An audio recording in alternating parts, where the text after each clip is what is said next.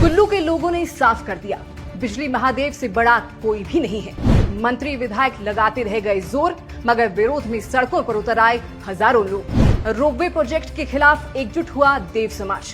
PM Modi के करीबी भी कर रहे हैं विरोध। देश दुनिया में होने वाले विरोधों पर मुंशी प्रेमचंद जी लिखते हैं कि लोग कहते हैं आंदोलन, प्रदर्शन, जुलूस निकलने से क्या होता है। इससे ये सिद्ध होता है कि हम जीवित हैं, अटल हैं, मैदान से हटे नहीं हैं। और आज कुल्लू की धरती पर यही चेतना दोबारा जिंदा हो गई। देवभूमि में अगर जनता सड़कों पर है, अगर मंदिरों के दरवाजे पहली बार आम श्रद्धालुओं के लिए बंद हैं, और अगर देवताओं के कारदार आंखों में आंसू लेकर मन से बोल रहे हैं, तो इसका मतलब साफ है, लोग अब बर्दाश्त नहीं करने वाले। ये केवल एक रोपवे का विरोध नहीं है, ये उस सोच का विरोध है जो देवभूमि की चेतना को पर्यटन के नाम पर रौंद देना चाहती है। बिजली महादेव, वो स्थान जहां भगवान शिव खुद बसते हैं, जहां आस्था की नींव सदियों से टिकी है, जहां हर साल हजारों लोग माथा टेकने आते हैं, उसी जगह को अब टूरिज्म का प्रोडक्ट बनाकर बेचना चाहती है सरकार। और यही वो लकीर है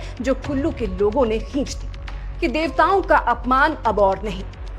ढालपुर के मैदान में जब हजारों लोग हर हर Mahadev, ropeway company, go back के नारे लगा रहे थे, तो ना कोई धर्म था, ना राजनीति, सिर्फ एक जन चेतना थी जो सदियों से देवताओं के आदेश को सर्वोपरि मानती आई है। सवाल यह है कि क्या आधुनिकता के नाम पर हम आस्था का चीरहरण करेंगे? क्या पहाड़ों की गोद में बसे मंदिरों तक जाने के लिए अब रोपवे ही रास्ता रह गए हैं? क्या लोग अब केवल फोटो खिंचवाने और इंस्टाग्राम रील्स के लिए मंदिर जाएंगे? कहानी वहीं से शुरू होती है जहां सरकारें कहती हैं हमने कुछ गलत नहीं किया, और जनता कहती है आपने हमारी आत्मा को चोट पहुंचाई है। बिजली महादेव रोपवे प्रोजेक्ट का विरोध सिर्फ रोपवे से नहीं है, बल्कि उस तरीके से है जिससे ये थोपने की कोशिश की जा रही है। सुरेश नेगी जब कहते हैं कि प्रत्यक्ष को प्रमाण की जरूरत नहीं होती, तो वे सिर्फ विरोध नहीं कर रहे, वे उस पूरे तंत्र को आईना दिखा रहे हैं जो कहता है हमें जनता से कोई मतलब नहीं।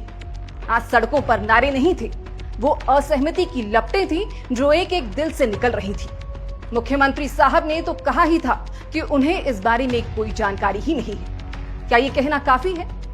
क्या मुख्यमंत्री का अनजान होना जनता के रोष को कम कर देगा? क्या स्थानीय विधायक का छुप जाना देव समाज के गुस्से को शांत कर देगा? क्योंकि जब स्थानीय नेता खुद जनता के साथ खड़े होने के बजाय चुप्पी ओढ़ लेता है, राजनीति करता है, तब सवाल सिर्फ उसकी नीयत पर नहीं उठता, बल्कि पूरे सिस्टम पर खड़ा हो जाता है। विरोध करने वालों में कोई एक पार्टी, संगठन या विचारधारा नहीं थी। महेश्वर सिंह जैसे वरिष्ठ नेता आज मंच पर बोलते बोलते रो पड़े। रघुनाथ जी के छड़ीबरदार, मंदिर समिति के सदस्य, देव समाज के कारदार, सामाजिक संगठनों के लोग सब एक सुर में बोले, रोपवे नहीं चाहिए। विरोध का आलम यह रहा कि स्थानीय विधायक द्वारा तमाम मिन्नतें करने के बावजूद भी व्यापारी वर्ग ने अपने मन से दुकानें बंद की, जबकि व्यापार मंडल ने कहा था कि बाजार खुले रहेंगे। मतलब साफ है, ये सिर्फ एक प्लान का विरोध नहीं है, ये गहराई से महसूस की गई पीड़ा है। क्योंकि शुरू में जब देवदार के पेड़ों को काटने की बात सामने आई थी, जब पर्यावरणीय चिंता उठी, जब लैंडस्लाइड्स के डर और गंदगी फैलने की संभावनाएं व्यक्त की गई, तब सरकार ने आंकड़े दिए कि 3 घंटे की चढ़ाई अब 7 मिनट में पूरी होगी, 36,000 लोग रोज पहुंचेंगे, ऑल वेदर कनेक्टिविटी मिलेगी। मगर कोई भी आंकड़ा उस विश्वास से बड़ा नहीं हो सकता जो लोग देवताओं के आदेश में रखते हैं।